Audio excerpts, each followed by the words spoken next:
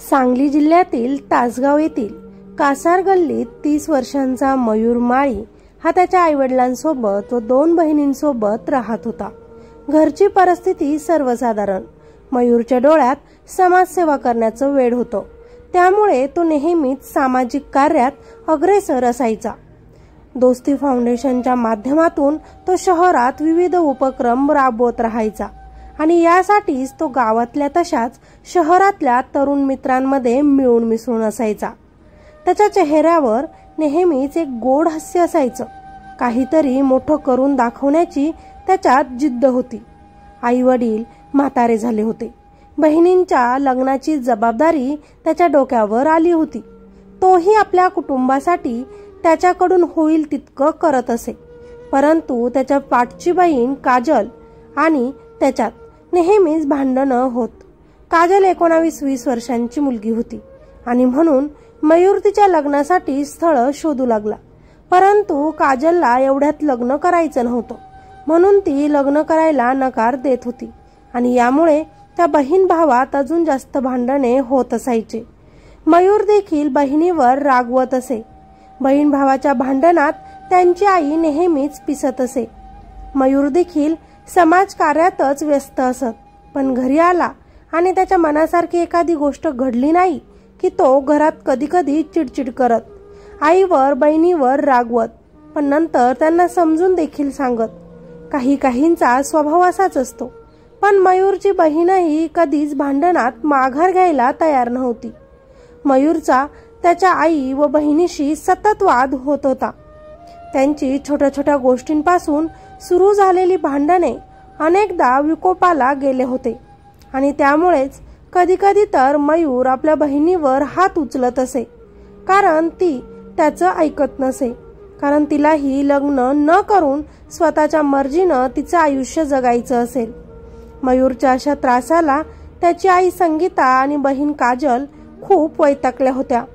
रोज रोज घरात होणारी भांडणे त्यांना आता नको होती आणि म्हणूनच त्या मयूरला धडा शिकवण्याची संधी शोधत होत्या, परंतु त्यांच्या मनात असे विचार येण्या अगोदर त्या दोघीही ह्या विसरल्या की ज्याला मारण्याचा विचार त्या करत होत्या तो मुलगा त्याच आईचा होता। 9 महिने तिनं त्याला पोटात जपलं होतं। ज्याला धडा शिकवायचा असं काजल म्हणत होती तो तिचा रक्ताचा भाऊ होता। ज्या भावाने तिची रक्षा केली, तिच्या संकटात, तिच्या अडीअडचणीत तिची मदत केली, आज तीच बहीण तिच्या सख्ख्या भावाच्या जीवावर उठली। नाते विसरून त्या दोघींनीही त्याला संपवण्याचा निर्णय घेतलाच होता।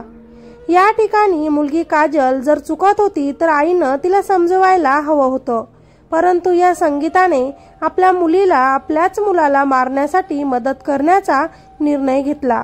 तेव्हाच शुक्रवारी 2 मे 2025 रोजी संध्याकाळच्या जेवणात काजलने आपल्या आईच्या मदतीनं गुंगीचे औषध मिक्स केले, तसेच त्याच्या पाण्यात जायफळाची पावडर मिक्स केली आणि भाऊ घरी येण्याची ती वाट पाहू लागली। मयूर शुक्रवारी बराच वेळ आपल्या मित्रांसोबत गप्पा गोष्टी करत बाहेरच होता। त्याच्या मनी ध्यानीही नव्हतं की आज तो शेवटचंच आपल्या मित्रांना भेटत आहे। रात्री 9-10 नंतर तो नेहमीप्रमाणे आपल्या घरी आला। बहिणीनं त्याला जेवणाचं ताट वाढलं। त्याच्या मनातही नसेल की आपल्याच रक्ताची बहीण व आपल्याला जन्म दिलेली आपली आई आज आपल्या असा जीव घेतील।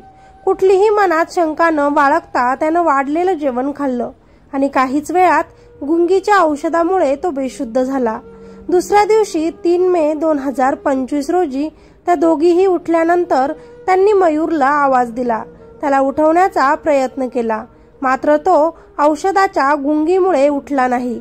आता हीच योग्य वेळ आहे याला संपवण्याची, असा विचार करत बहीण काजल आणि आई संगीता यांनी त्याला मारण्याचा निर्णय घेतला।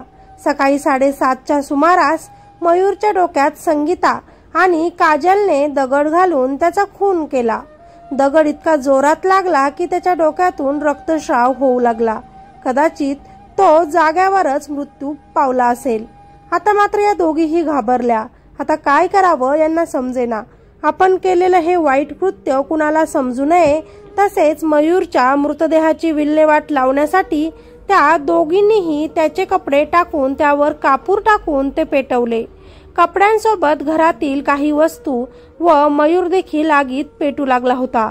घरातील आग बघून आजूबाजूचे लोक देखील त्यांच्या घराकडे धावले. आग विझवण्याचा सगळेच प्रयत्न करू लागले. मयूर समाजसेवक असल्यानं त्याच्या मित्रांची गर्दी त्याच्या घराच्या अवतीभोवती जमली. त्यानंतर काजलने घाईतच 112 वर फोन करून घराला आग लागल्याची माहिती दिली आणि आग विझवण्यासाठी मदतीसाठी विनवणी केली. खरं तर मयूरची या दोघींनी हत्या केली, परंतु त्यांनी मयूरने स्वतःला जाळत आत्महत्या केली असा बनाव रचला. काहीच वेळा तिथे अग्निशामकच्या गाड्या आल्या. नगरपालिकेच्या अग्निशमन यंत्रणेनं आगीवर ताबा मिळवत असताना या आगीत तरुण मयूर माळीचा भाजून मृत्यू झाल्याचे स्पष्ट दिसत होते. तरीही उपचाराकरिता त्याचा भाऊ महेश माळी यानं ग्रामीण रुग्णालयात तात्काळ मयूरला दाखल केले, पण डॉक्टरांनी त्याला मृत घोषित केले. तेव्हाच वैद्यकीय तपासणीमध्ये त्याचा मृत्यू डोक्यात जोरात मार लागल्यानं झाला असल्याचं निष्पन्न झालं. त्याचा खून झाला आहे असा संशय आता पोलिसांना आला व त्यांनी गांभीर्यानं तपास सुरू केला. आग लागलेल्या ठिकाणी ते गेले तेव्हा घरात सगळं अस्तव्यस्त झालेलं होतं, पण तरीही पोलिसांच्या नजरेत ते दगड पडले आणि त्यांचा संशय खरा ठरला. या 2 दिवसात त्याला कोण भेटलं, त्याच्या घरी कोण आलं याची सगळी चौकशी केली गेली. आई बहिणी यांची चौकशी करण्यात आली. अगोदर तर त्यांनी उडवाउडवीची उत्तरं दिली, परंतु पोलिसांनी पोलिसी खाक्या दाखवला तेव्हा या मायलेकी पोपटासारख्या बोलू लागल्या. आपला मुलगा आपल्याला त्रास द्यायचा, शिवीगाळ करायचा, घरात रोज भांडणे होत होती म्हणून आम्ही कंटाळून त्याचा काटा काढला, त्याचा खून केला, त्याला संपवलं असे त्यांनी कबूल केले. या खून प्रकरणी आई संगीता माळी व बहीण काजल माळी या दोघींनाही पोलिसांनी रात्री उशिरा अटक केली.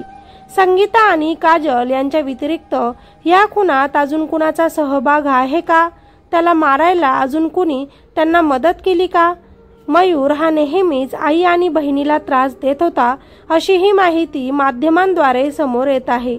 याबाबत तासगाव पोलीस स्टेशनमध्ये बहीण व आई विरुद्ध गुन्हा दाखल करण्यात आला असून या प्रकरणाचा अधिक तपास सहाय्यक पोलीस निरीक्षक दीपक पाटील करीत आहेत.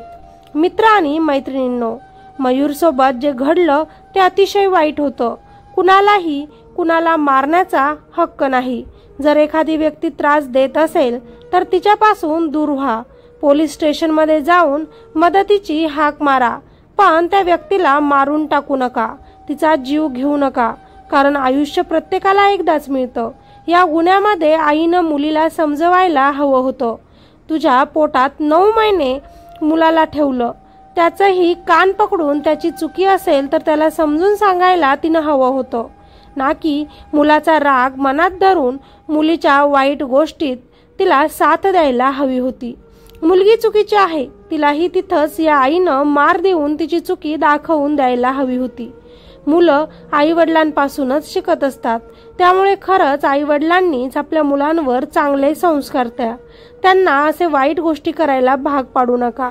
बाकी तुम्हाला या घटनेतून काय वाटतं खाली कॉमेंटमध्ये नक्की सांगा. आईला व बहिणीला शिक्षा व्हायला हवी का? नक्कीच सांगा. व्हिडिओला लाईक करा, शेअर करायलाही विसरू नका आणि चॅनलवर नवीन असाल तर आपल्या चॅनलला सबस्क्राईब नक्की करा, जेणेकरून असेच नवीन व्हिडिओ तुमच्यापर्यंत पोहोचतील. धन्यवाद. स्वतःची काळजी घ्या आणि सतर्क रहा.